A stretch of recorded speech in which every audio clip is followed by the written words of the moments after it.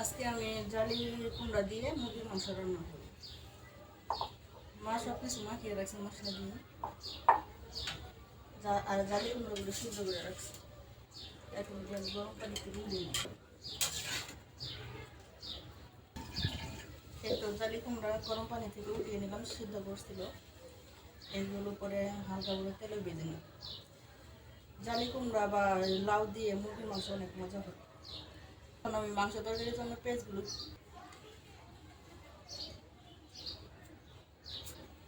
আমরা কাঁচামরিচ আর শুকনো মরিচ মিলে তরকারি খাই, ওই জন্য মা কাঁচামরিচ কিনে আনছে, এইগুলি সিদ্ধ করে বেলুন ধুয়ে রাখছি। এখন পরে কাঁচামরিচ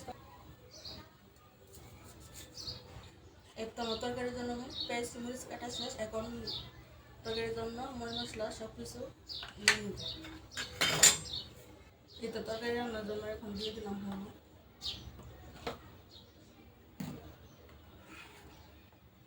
এখন মরিচ,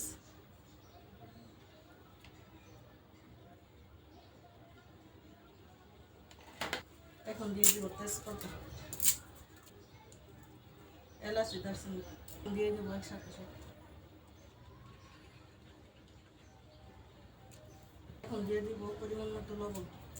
কড়াই গরম হয়ে গেছে, এখন আমি দিয়ে দিব সাদা তেল। এখন দিয়ে দিলাম মাংস অল্পই, আমরা 4 জন মানুষ, আর মেয়ে একটা তরকারি জালি কুমড়া দিয়ে খাইবে না, আর ওরে আমি কয়টা ভেজে দিছি। আর যতটুকু আমরা হয়েছে এগুলো আমরা 3 জনে একবেলা হয়ে যাবে ইনশাল্লাহ। এখন আমি মাংসগুলি উল্টিয়ে দিব। এখন আমার মাংসগুলি ভাজা শেষ, মাংসগুলি এখন আমি উঠিয়ে দিব। এখন আমি মাংস ভাজার সেই তেলের ভিতরে জালি কুমড়াগুলো একটু ভেজে নেব। জালি কুমড়ার ভিতরে পানিটা একটু শুকাইলে তারপরে নামিয়ে নেব। দেখেন বন্ধুরা কুমড়া থেকে কতটুকু পানি হয়েছে, পানি অনেক পানি হয়েছে। এখন আমার জালি কুমড়াগুলি ভাজা হয়ে গেছে, এখন আমি উঠিয়ে নেব। কড়াইটা গরম হয়ে গেছে, এখন দিয়ে দিব আমি সাদা তেল, দিয়ে দিলাম পেঁয়াজ কুচি। ভালোভাবে নেড়ে চেড়ে পেঁয়াজগুলি ভেজে নেব। এখন আমার পেঁয়াজ ভাজা হয়ে গেছে, এখন মশলাগুলি দিয়ে দিব। সব মশলা তো একসাথে আপনারা দেখছেন, শুধু জিরা পাখিটা করে দিব। এখন ভালোভাবে মশলাগুলো নেড়ে চেড়ে মিশিয়ে নেব। মশলাতে সামান্য একটু পানি দিয়ে দিলাম মশলা কষানোর জন্য। মশলাগুলো কষানো শেষ হয়ে গেলে তারপরে জালি কুমড়া মাংস দিয়ে একসাথে কষিয়ে নেব। মশলাগুলো এখন কষানো হয়ে গেছে, এখন দিয়ে দিব মাংস। ভালোভাবে মশলাগুলো মাংসের সাথে মিশিয়ে নেব। কিছুক্ষণ কষানোর পর এখন দিয়ে দিব জালি কুমড়া। এখন ভালোভাবে সব কিছু একসাথে মিক্স করে নেব। এখন জালি কুমড়ার মাংস কষানো হয়ে গেছে, এখন আমি পরিমাণ মতো ঝোল দিয়ে দিব। আপনারা কে কে পছন্দ করেন জালি কুমড়া দিয়ে মুরগির মাংস? আমরা তো প্রায় খাই কুমড়া সিজন আসলে।